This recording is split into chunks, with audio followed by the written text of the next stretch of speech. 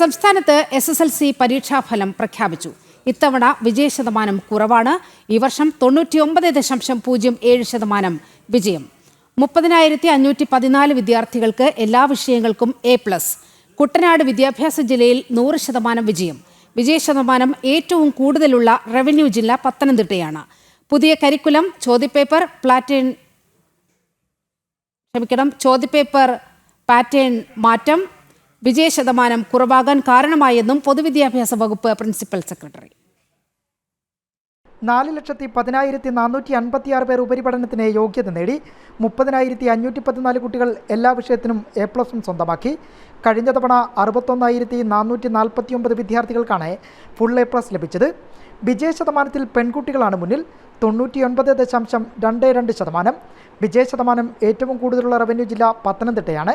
കുറവ് തിരുവനന്തപുരവും. ഈ വർഷം പുതിയ കരിക്കുലം വന്നതാണ് എല്ലാ വിഷയങ്ങൾക്കും A+ നേടിയ കുട്ടികളുടെ എണ്ണത്തിൽ കുറവ് വരാൻ കാരണമായതെന്ന് പൊതുവിദ്യാഭ്യാസ വകുപ്പിന്റെ വിശദീകരണം. ഈ വർഷം പുതിയ കരിക്കുലം